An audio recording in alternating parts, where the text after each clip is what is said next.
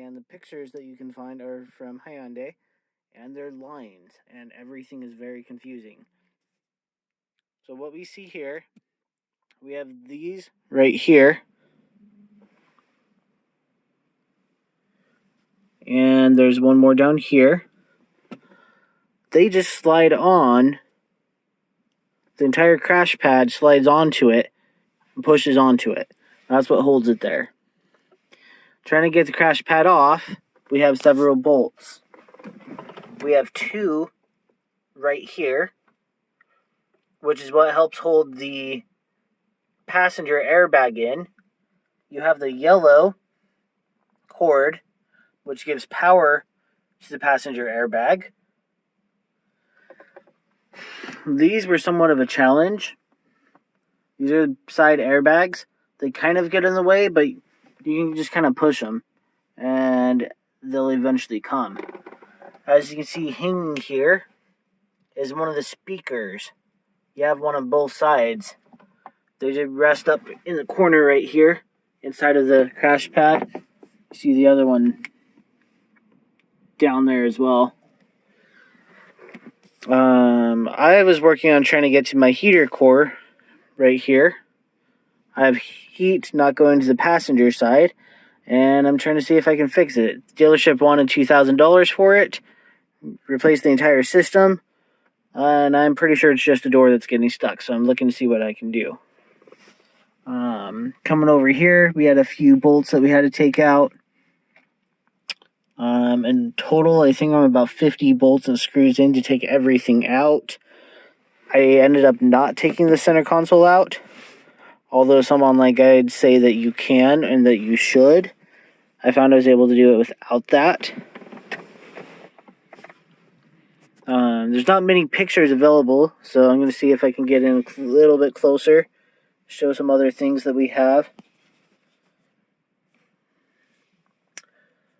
Mostly a ton of wires everywhere. Come over here, you see the air filter. I have the cover on it off. The blower fan right below it. The air intake.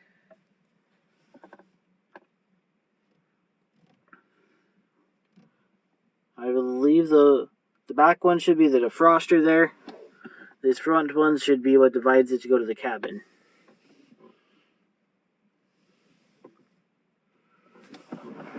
And a couple things that we're looking at.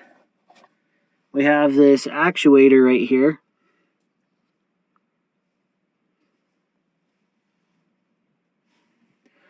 There's a green part that snaps onto it. This is on the driver's side. It goes right here. You see the three different things. You have the white, and blue. Those all attach to that green thing, and they all turn at the same time. And that's what I'm thinking is broken, because I'm still getting really hot heat to the heater side, but nice and cool air at the same time on the passenger side. You come over here, you have your passenger actuator. Very much the same thing. Same purpose, different side. You can see it fits in right there and goes on this flap right there.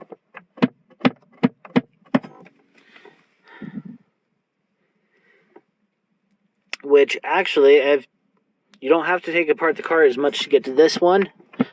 Take apart the glove box a little bit. There is a vent that comes down right here, wraps around. It just slides that off, and you'll have nice, easy access to get to this. I learned that this time. I've taken this actuator off before.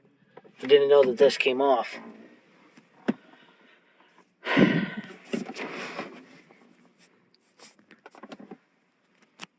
Of course, it's sometimes helpful if you want to drop the steering wheel down. You have some bolts here. I believe there's one back here. Same here, there, and there. It's sometimes helpful so that you can just get into everything and not have to work over top of the steering wheel that just gets in the way.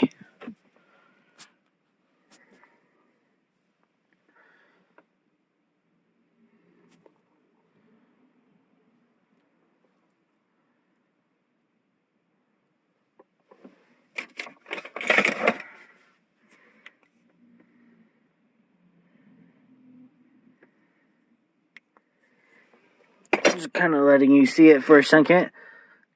If I can give you a reference, something to look at, because I didn't have anything to look at. This is the airbag that we have. I didn't quite figure out how to get it out, but you have this connector right here.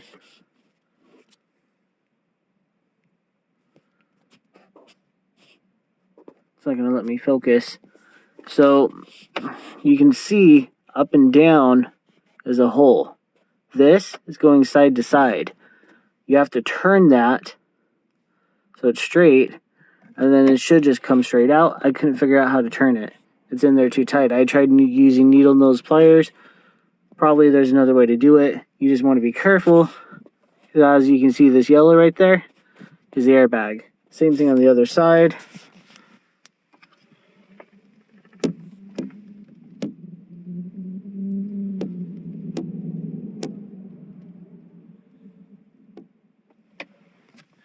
That's what we have going on there.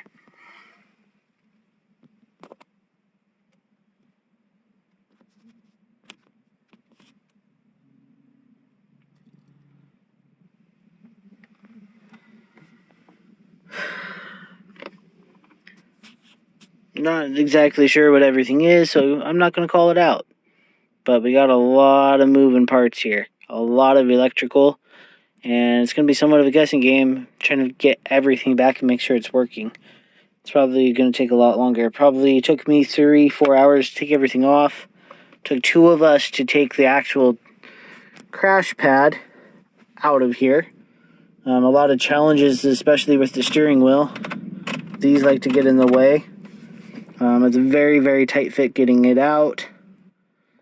If you have more space, more time, more room, I would definitely recommend remove the seats